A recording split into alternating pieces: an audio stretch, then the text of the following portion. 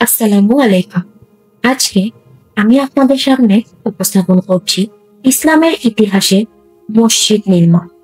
ইসলামের ইতিহাস অনুযায়ী কাবা শরীফকে পৃথিবীর প্রথম মসজিদ বলে বিশ্বাস করা হয়।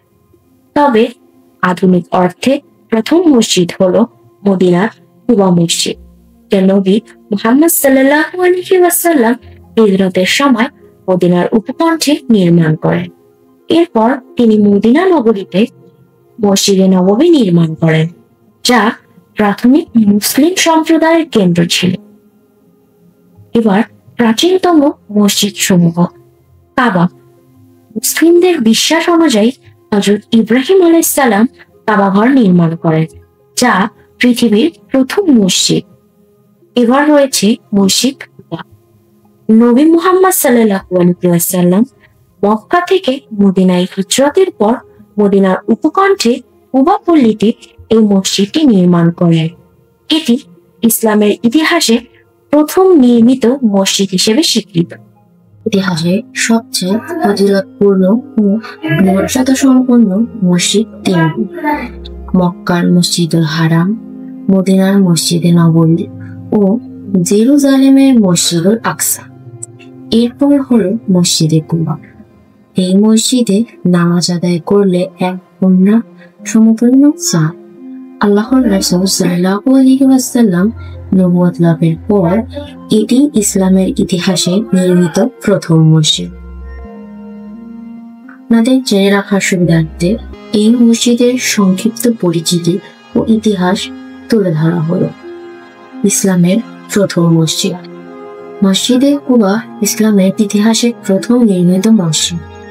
মহানবী সাল্লাল্লাহু আলাইহি ওয়াসাল্লাম মক্কা থেকে মদিনায় হিজরত করার সময় মদিনার অদূরে কুবায় এই মসজিদ নির্মাণ করেন।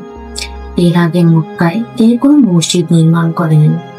হিজরতের প্রথম দিন কুবা অবস্থানকালে এই মসজিদের ভিত্তি স্থাপন করেন। মসজিদের নির্মাণ কাজে সাহাবাদের সঙ্গে স্বয়ং রাসূল সাল্লাল্লাহু আলাইহি ওয়াসাল্লাম অংশগ্রহণ করেন। ইতিহাসবিদরা বলেন, রাসূল সাল্লাল্লাহু আলাইহি ওয়াসাল্লাম যখন ভিত্তি স্থাপন করেন তখন কিবলার দিকের প্রথম পাথরটি নিজ হাতে স্থাপন করেন। কুবা মসজিদের জায়গাটি ছিল হযরত ইউসুফ ইবনুল হিদম রাদিয়াল্লাহু তাআলা আনহু এর খেজুর শুকানোর পতিত জমি। তিনি ছিলেন আমর ইবনে আওফের গোত্রপতি। এখানে হযরত রাসূলুল্লাহ সাল্লাল্লাহু আলাইহি ওয়াসাল্লাম 14 দিন অথবা কেউ বলেন 10 দিন অবস্থান করেন এবং তার আতিথ্য গ্রহণ করেন। মসজিদে কুবার অবস্থান ও নামকরণের কারণ। মক্কা শরীফ থেকে 320 কিলোমিটার উত্তরে এবং মদিনার দক্ষিণ পশ্চিম কোণে অবস্থিত এই মসজিদ কুবা গ্রামে অবস্থিত। মসজিদে নববী থেকে এর দূরত্ব মাত্র কেবল 5 কিলোমিটার। কুবা একটি বিখ্যাত কূপের নাম। সময়ের পরিক্রমায় এই কূপকে কেন্দ্র করে যে জনবসতি গড়ে উঠেছে তাকেও কুবা বলা হতো। এরই সূত্রে মসজিদের নাম হয়ে যায় মসজিদে কুবা। পবিত্র কোরআনের মসজিদে কুবা। পবিত্র কোরআনে মসজিদে কুবার অধিবাসী ও মসজিদে কুবার প্রশংসা করেন আল্লাহ তাআলা। তিনি বলেন, যে মসজিদ প্রথম দিন থেকে তাকওয়ার উপর প্রতিষ্ঠিত, সেখানে অবস্থান করা আপনার জন্য অধিক সঙ্গত। সেখানে এমন কিছু লোক রয়েছে যারা পবিত্রতা পছন্দ করে, আর আল্লাহ পবিত্র ব্যক্তিদের ভালোবাসেন। সূরা তাওবা আয়াত 108। এবার মসজিদে কুবার সংস্কার কাজ। মসজিদে কুবা শুরু থেকে এ পর্যন্ত কয়েক দফা সংস্কার ও পুনর্নির্মাণ করা হয়।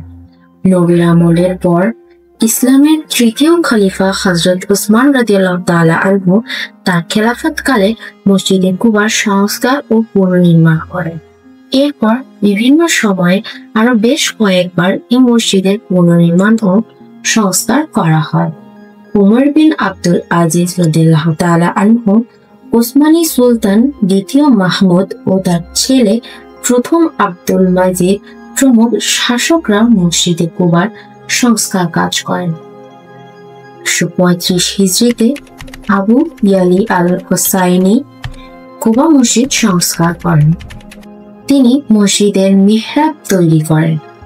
555 হিজরিতে কামাল আল-দিন আল-ইসফাহানি মসজিদে আরো বেশ কিছু সংবর্ধনের কাজ করেন।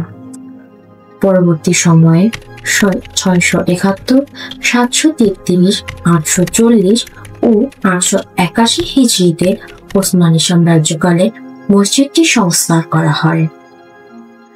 ওসমানী শাসন আমলে 1245 হিজরিতে সর্বশেষ সংস্কার করেন সুলতান আব্দুল মজিদ। 1986 সালে বাদশাহ ফাহাদ বিন আব্দুল আজিজ আল সৌদির সময় সর্বশেষ সম্প্রসারণ হয়। তখন পুরো মসজিদে এক ধরনের সাদা পাথর ব্যবহার করা হয়, যা অন্য কোনো মসজিদে সাধারণত দেখা যায়। মসজিদে কুবা দেখতে এখন যান। মসজিদে কুবার বর্তমান আয়তন 13,500 স্কয়ার মিটার। 4টি উঁচু মিনার, ছাদে একটি বড় গম্বুজ এবং 5টি অপেক্ষাকৃত ছোট গম্বুজ রয়েছে। এছাড়া ছাদের অন্য অংশে 56টি ছোট গম্বুজের অবয়ব রয়েছে। 20,000 মুসল্লি একসঙ্গে নামাজ আদায় করতে পারে এই মসজিদে। মূল মসজিদ ছাড়াও এখানে রয়েছে আবাসিক এলাকা, অফিস, ওজোখানা, দোকান ও লাইব্রেরি। তবে মসজিদের মূল আকর্ষণ বিশাল গম্বুজ এবং 4 কোণায় 4টি সুউচ্চ মিনার। মসজিদের চতুর্দিকে সবুজ পাম গাছের বলয় মসজিদটিকে বাড়তি সৌন্দর্য দিয়েছে। মসজিদটি দেখতে প্রতিদিন প্রচুর মানুষ আসে। মসজিদে নারী ও পুরুষের নামাজের জায়গা ও প্রবেশ পথ আলাদা, উঁচু জায়গাও ভিন্ন। সম্পূর্ণ শীততাপ নিয়ন্ত্রিত মসজিদের ভেতরে কারুকাজও বেশ মনোমুগ্ধকর। মূল মসজিদ ভবনের মাঝে একটি খালি জায়গা আছে, সেখানেও নামাজ আদায়ের ব্যবস্থা রয়েছে। দামি কার্পেট বিছানো মেঝেতে মুসল্লিরা নামাজ আদায় করেন। এছাড়াও রয়েছে জমজম পানির ব্যবস্থা। মসজিদের উত্তর দিক নারীদের জন্য সংরক্ষিত। 112 বর্গমিটার অংশ জুড়ে ইমাম ও মুয়াজ্জিনের থাকার জায়গা, একটি লাইব্রেরি, প্রহরীদের থাকার জায়গা এবং 450 বর্গমিটার স্থানে 12টি দোকান সমৃদ্ধ একটি বাণিজ্যিক এলাকা। মসজিদে 7টি মূল প্রবেশদ্বার ও 12টি সম্পূর্ণ প্রবেশ পথ রয়েছে। প্রতিটি 10,80,000 থার্মাল ইউনিট বিশিষ্ট 3টি কেন্দ্রীয় শীততাপ নিয়ন্ত্রণ যন্ত্র মসজিদকে ঠান্ডা রাখছে। মসজিদের বাইরে এই মসজিদ সম্পর্কে বর্ণিত পবিত্র কোরআনের আয়াত ও হাদিসের বাণীগুলো সুন্দরভাবে লিখে রাখা হয়েছে। ঐতিহাসিক কুবা মসজিদ শ্বেতবর্ণের একটি অনন্য স্থাপত্যকর্ম হওয়ায় দরুন বহু দূর থেকে দৃষ্টিগোচর হয়।